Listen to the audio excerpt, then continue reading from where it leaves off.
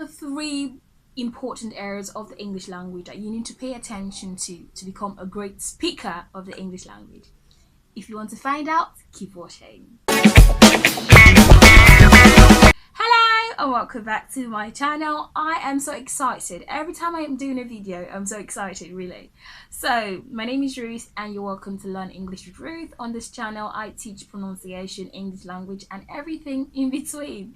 In today's lesson, I'm going to be looking at three important areas of the English language that I think every learner of the English language should pay attention to. Why I'm doing this video is because it's possible for you out there to focus just on one and then leave the others, and then that can just make you a one-sided learner of the English language, which means that you notice that you're good in this area but you're not so good in the other area, and we don't really want that now, do we? Now, the inspiration behind this video is an email that I received from an English pronunciation teacher on YouTube, and she is a great inspiration to me because she teaches pronunciation, and I'm like, yeah, go. Okay, so in the email that I received, she talked about these three areas of, in the English language, and how not to neglect one part of it and then focus on the other part of it, because you might not become a well-rounded speaker. What I mean by well-rounded is you might just be lacking in one area and then not lacking the other area. But what I need for you, my friend, is for you to be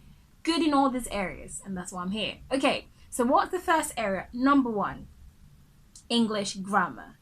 So while doing this video, I looked up some good dictionaries online and I looked for the meaning of grammar, because that's what we do when we want to do videos. We go online and we make research. Merriam-Webster's dictionary defined grammar as the rules of the grammatical structure of a language. They also define grammar as the study of the classes of words and their inflections. Moving over to the Cambridge Dictionary, and the Cambridge Dictionary defined grammar as the study of the rules of how words change their forms and combine with other words to make a sentence. Okay, and then lastly, I looked at Collins Dictionary. Collins Dictionary defined grammar as the way words can be together in order to make a proper sentence. And these definitions are all valid.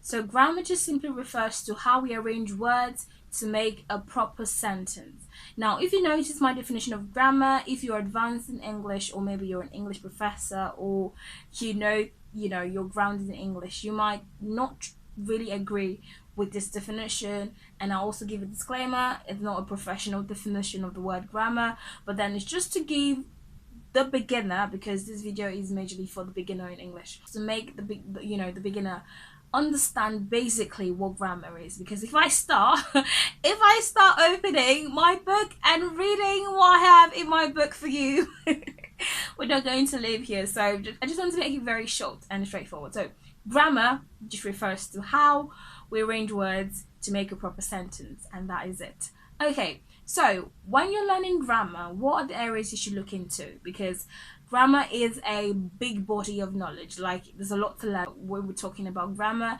and there's a lot to learn when we're talking about the stages. There are a lot of classifications of grammar in the English language, and boy, it can be overwhelming. So instead of looking at the whole body, I just cut down, those important areas, especially as a beginner, that you should learn. So you should look at parts of speech. Parts of speech refers to those parts of speech that make a sentence, make up a complete sentence, like nouns, adverbs, verbs, and then also look at sentence types. What are the types of sentences? Look at word order, phrases and clauses, punctuation. Punctuation is very important. Look at tenses, look at determinants, look at connectors, and the list is inexhaustible. But then this is just a very, very basic list for you. So the next thing we'll look at is number 2, English vocabulary. Vocabulary refers to all the words in a given language. There are indeed hundreds and hundreds of words, over 1 million words in the English language, and I know you can't really learn all of them. But then you have to make a conscious effort to add more words to vocabulary. Having a robust vocabulary helps you to express yourself better. You would not really be stuck with, certain words. You have more words at your fingertips, and then you just know how to express yourself better. having a broad vocabulary, means that you have a lot of words in your active vocabulary and not just your passive vocabulary.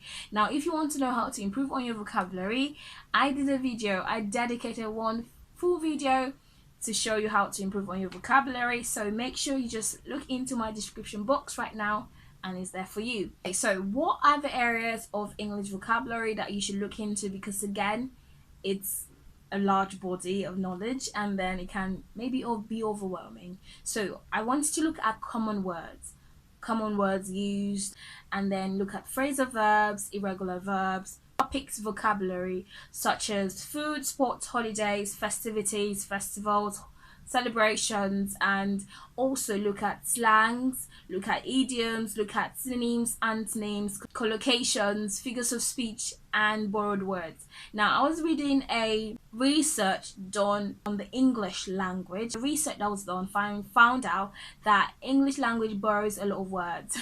About 80% of the words in the English language are borrowed words. So we have French words, German words, we have Latin words, and so on and so forth. So these are the areas that you should look into. The next area that you should look into is English pronunciation.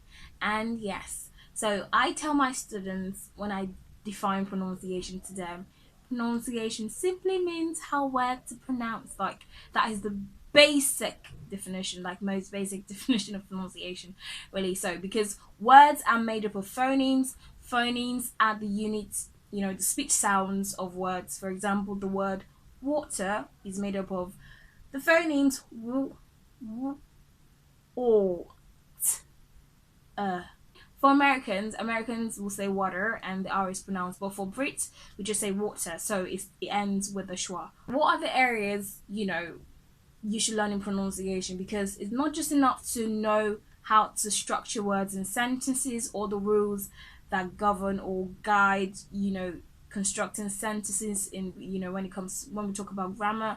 And it's not just enough to know all the words in the world, right? But then you just also have to know how to pronounce them correctly. Yes.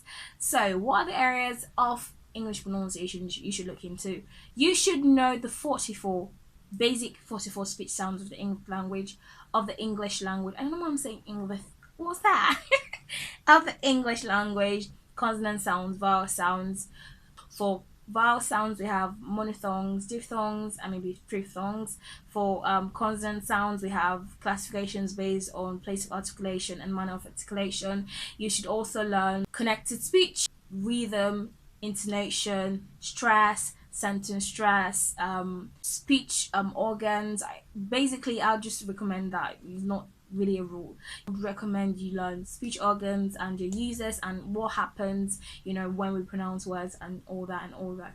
Now, in summary, when we learn the words and the meanings, which is vocabulary, right, and then we learn how to use them in sentences, that is basically defining grammar, and then we learn how to pronounce words correctly, that is pronunciation, we can pat ourselves on the back and say, okay, I have basic understanding of what I'm talking about in English language. Yes, so that is the purpose of today's video. So make sure you improve on your vocabulary, as well as your grammar, as well as your pronunciation. Don't neglect one part, and focus on one part, because it's not just enough to know how to pronounce all the words well. If you don't know how to correctly use them in a sentence, that's and then it's not just enough to know all the words in the world and then not know how to pronounce them. Okay, so thank you very much for watching, and if you liked this video, give it a thumbs up. Subscribe to my channel if you've not subscribed to my channel. If you have any questions, just drop them in the comments box. I'll answer you. And lastly, before we go, looking at these areas I've talked about, which are the areas are most difficult for you and why? Yes, thank you very much, and I'll see you in my next video. Bye guys.